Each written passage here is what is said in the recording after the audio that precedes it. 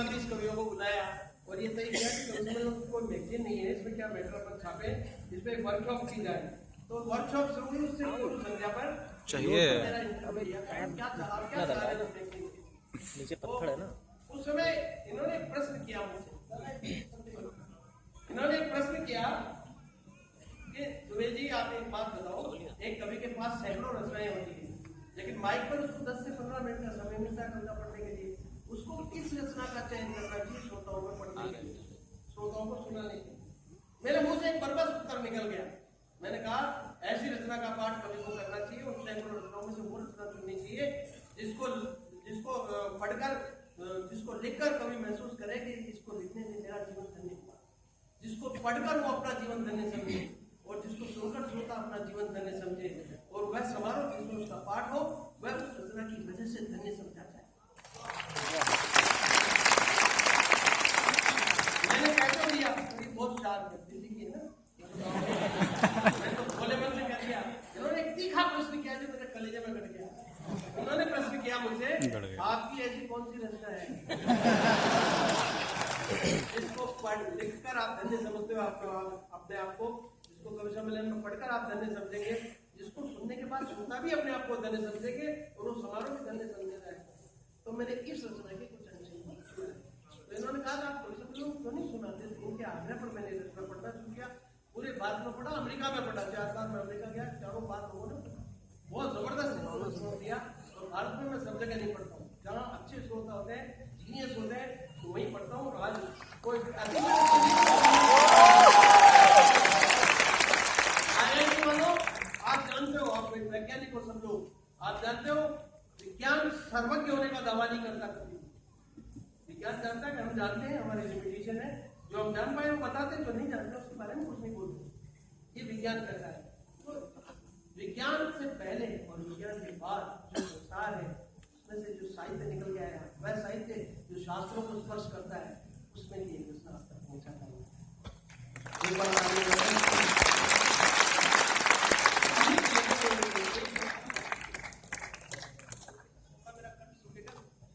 अच्छी रचना है, मैं पूरे सामर्थ्य से पढ़ना चाहता हूँ।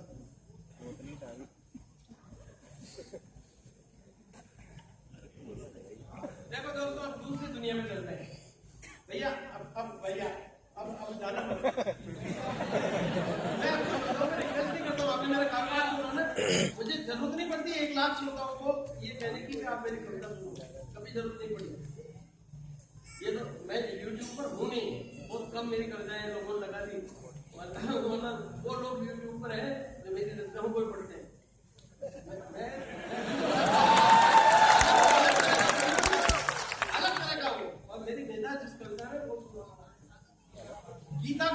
गीता के 11वें अध्याय पर आधारित है ये कविता। आप गीता को एक लाइन में समझाता हूँ। कवि का एक दायित्व होता है, कि बूंद में समुद्र को उपस्थित करें, बूंद में समुद्र की उपस्थिति दर्शाए। गीता 18 अध्याय का 700 श्लोक, उसको एक लाइन में कहता हूँ, ये बूंद में समुद्र को लाना है। गीता ये हमें बताती है कि मनुष्य की देह कुरुक्षेत्र है। कभी इस तरह गीता को पढ़ना, आपके सामने मनुष्य की देह कुरुक्षेत्र है, मन अर्जुन है, आत्मा श्री कृष्ण है, मन पर आत्मा का नियंत्रण गीता का उपदेश है।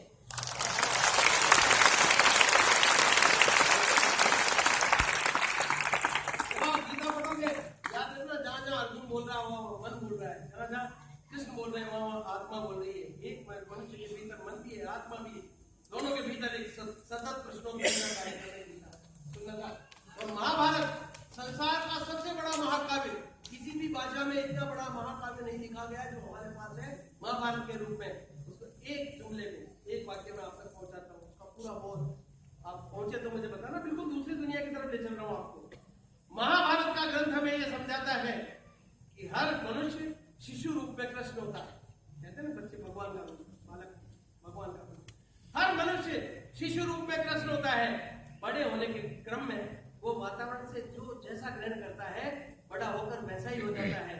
जब वो वातावरण से, पर्यावरण से, एनवायरमेंट से विनयशीलता ग्रहण करता है तो वह शिशु बड़ा होकर अर्जुन बनता है। जब अहंकार ग्रहण करता है तो बड़ा होकर वह दुर्योधन बनता है।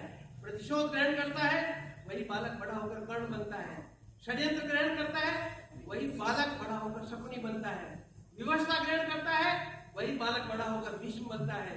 लेकिन वही बालक बड़ा होकर जब पुत्र के मुंह में अंधा हो जाता है तो मैं धृतराष्ट्र कहलाता है। ये महाभारत का ग्रंथ है।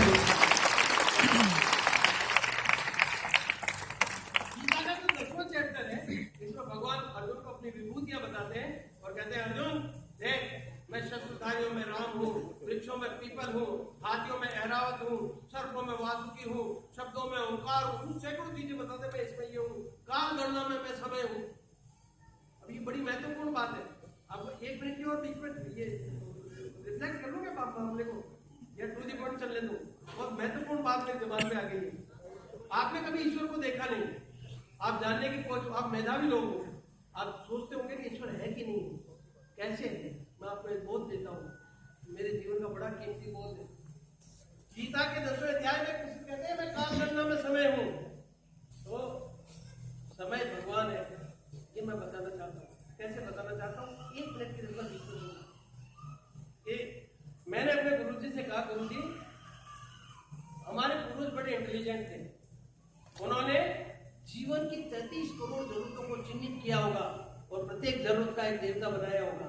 जैसे बल चाहिए तो हनुमान जी, अलॉटमेंट ऑथोरिटी, कोई फाइल में डिस्कस करें तो बल का अलॉटमेंट। बुद्धि चाहिए गणेश जी, विद्या चाहिए सरस्वती जी, पैसा चाहिए लक्ष्मी जी। प्रत्येक जरूरत का एक देवता बनाया, प्रभारी देवता बनाया, लेकिन उन्होंने समय का देवता लिया। आप देखो मेरे पास सब तरह के देवता है, गॉड ऑफ टाइम नहीं है। मैंने कहा अपने पूर्वज मात कैसे खा गए। जब हम वेद लिख रहे थे तब अमेरिका और यूरोप के लोग पेड़ की पत्तियां और लपेट कर आदिवासियों की तरह घूमते थे, और पत्तियों को भी बाई तरह बकरियां चल जाए तो पता नहीं कैसे घूमते थे वो लोग। समय को महत्व देकर हमसे आगे निकल गए, आज हम पिछड़ गए हैं। तो हमारे पूर्वज मात कैसे खा गए। मेरे गुरुजी का जवाब सुनना, मेरे गुरु का बोल। उन्होंने कहा, मूर्ख तेरा कहां पर ध्यान है, अच्छी तरह समझ ले, समय तो खुद भगवान है, वह अद्भुत है, अनूप है, प्रत्येक देवी देवता उसी का रूप है। मैंने कहा गुरुजी कैसे। वो बोले देख ऐसे कि तूने जितनी ईश्वर की विशेषताएं सुनी है उस समय पर लागू कर, पता चल जाएगा समय ही भगवान है। मैंने कहा ईश्वर निराकार है। वो बोले समय का कौन सा आकार है। अब गाड़ी लगाते जाना, नहीं मैंने कहा ईश्वर निराकार है। वो बोले समय का कौन सा आकार है। मैंने कहा ईश्वर सब जगह है। वो बोले समय कहां पर हूं। मैंने कहा ईश्वर कल भी था, आज भी है, कल भी रहेगा। वो बोले समय कल भी था, आज भी है, कल भी रहेगा। मैंने कहा ईश्वर ही जन्म देता है, ईश्वर ही पालता है, ईश्वर ही नष्ट करता है।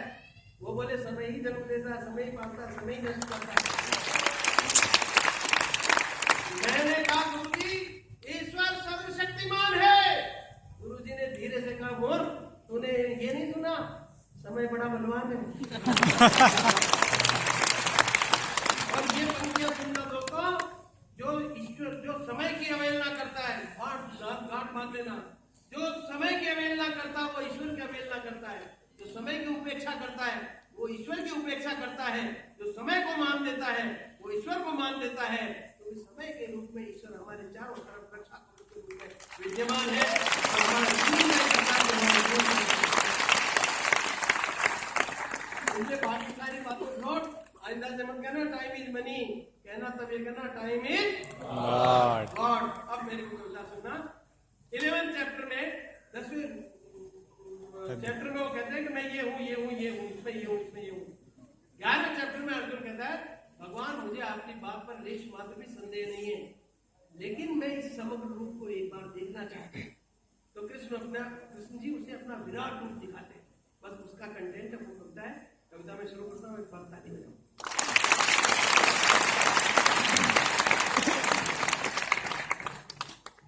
पाकर के श्री कृष्ण से विभूति योग का ज्ञान हर्षित हो कहने लगा, अर्जुन हे भगवान, कहा जो मुझ पर अनुग्रह कर है परम गुप्त आध्यात्मिक हो गया मैं मेरा मोहन सुन करके आपके वचनों को सुन ली उत्पत्ति और प्रलय विस्तार पूर्वक जीवों की।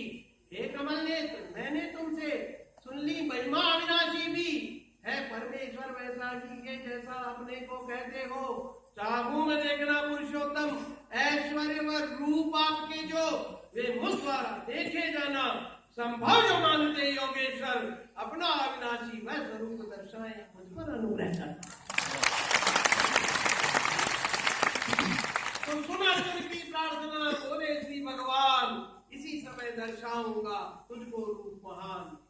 हे पार्थ देख ले अब मेरे सैकड़ों सहस्त्रों रूपों को नाना वर्णाकृति वाले अलौकिक कई भांति के जो अश्विनी अदिति पुत्रों को वसुओं रुद्रों व मरुतों को बहुत जो पहले लखे नहीं। हे भारत विस्मय से देखो मेरे तन में एक हुए चर अचर सहित सारे जग को तू देख आज सब बुढ़ा केश वांछित के दृश्य और बीजो किंतु स्वयं इन नयनों से अक्षर देखने में मुझको देख मेरे ऐश्वर्य योग में दिव्य नेत्र देता तुझको। संजय तत्विद्रास से बोला ऐसे बैन अर्जुन को श्री कृष्ण ने दिव्य दे दिए नैन। हे राजन ऐसा कह करके तब हरि महायोगेश्वर ने रूप परम ऐश्वर्य युक्त सब पार्थ को दर्शाए अपने।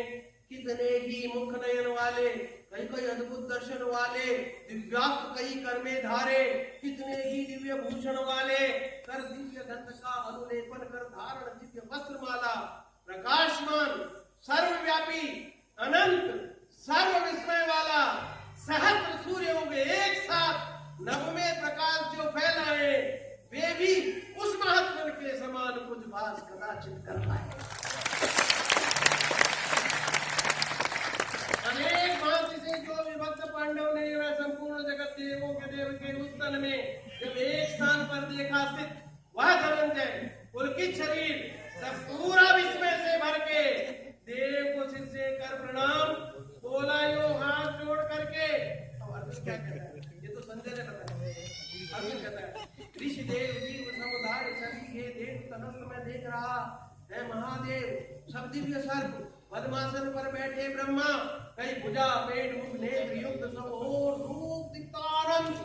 हे विश्वेश्वर हे विश्वरूप दिक्ताना आदि व मध्यांत आदि मध्य व अंत रहित अनंत बाहु सामर्थ्यवान शशि सूर्य नेत्र जगदपा रहे तदक रहे लपटों समान।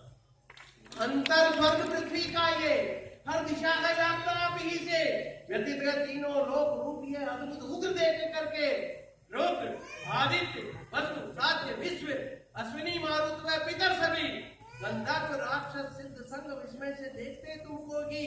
विकराल दौड़े कर जमका पैर मुख नेत्र उदर है कितने ही माँ बाहो रूप महान एक सब लोग संग व्याकुल मैं भी नवस्पर्शी दीप्त वर्ण विविध विशाल नेत्र फैले मुख भी। नवस्पर्शी दीप्त वर्ण विविध विशाल नेत्र फैले मुख भी भयभीत हुए विष्णु लगकर पातान शांति व धीरज भी दाढ़े विकराल मुखों में लग प्रज्वलित दिशाएं काला नल सी। हे जगन निवास ओ प्रसन्न देवेश ने पाता हूँ सुख भी राजाओं के समुदाय सहित धृतराष्ट्र पुत्र के सारे ही भीष्म द्रोण व कर्ण सहित योद्धा है प्रमुख हमारे।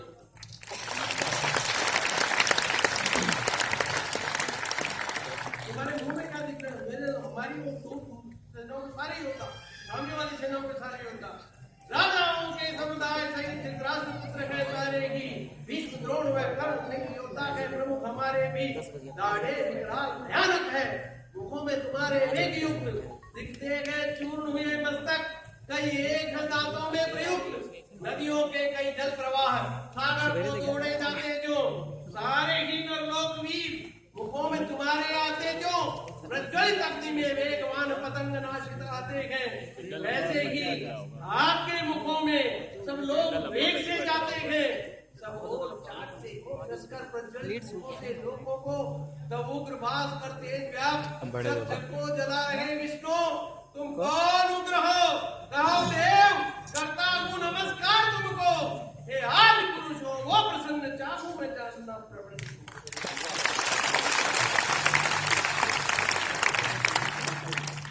तो समयोचित इस बात पर देकर पूरा ध्यान उसी समय कहने लगे अर्जुन से भगवान क्या कहते हैं वृद्धित हूँ काल लोक नाची प्रवृत्त अब लोक नष्ट करने शूर विपक्षी दल में जो तुझ बिन भी नहीं रहेंगे ये यशपा भोग समृद्ध राज्य उठ ठीक इसलिए रिपुओं को पंजा निमित्त अर्जुन मैंने पहले ही मार दिया इनको द्रोण भीष्म जयद्रथ व कर्ण दिए वीर अन्य मैंने ही मार हो निडर युद्ध कर जीतेगा रणमृत रिपुओं का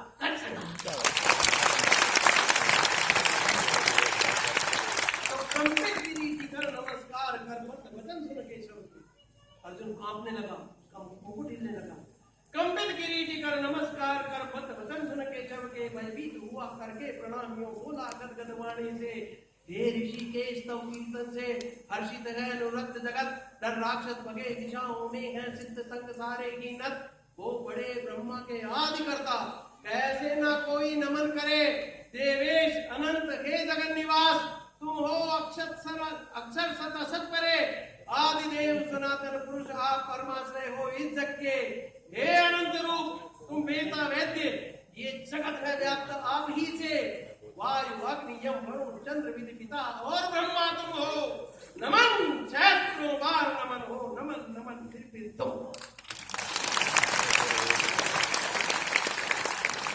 हे अनंत सामर्थ्य युक्त आगे पीछे से नमन तुम्हें सर्वत्र नमन हे सर्वात्मन हे सर्व रूप जग व्याप्त किए मान सका हट से जो कहा हे कृष्ण सके हे यादव जो अर्जुन देखता है अरे ये तो भगवान ने तुमको दोस्त समझ के डील कर रहा था इतनी बार मैंने इनका अपमान किया होगा अर्जुन क्षमा मांगता है और दोस्तों साहित्य के इतिहास में इतनी बढ़िया क्षमा किसी ने किसी से नहीं मांगी क्षमा मांगने का सर्वोत्तम उदाहरण आपके सामने मान सका हट से जो कहा हे कृष्ण सके हे यादव जो प्रेम प्रमाद से भी मैंने नहीं जाना आपकी महिमा को सखा समक्ष अकेले में अपमान हासिल किया है जो क्षमा कराता हूँ मैं चुप हे अचिंत्य आपसे वो गुरु से भी बड़े अति पूजनीय हो पिता चराचर इस जग के आप समान अनुपम प्रभाव पूजा त्रिलोक में हो कैसे चरणों में करता हूँ प्रणाम हे देव क्षमा कर दो ऐसे पुत्र को पिता सखा को सखा प्रिया को पति सहता जय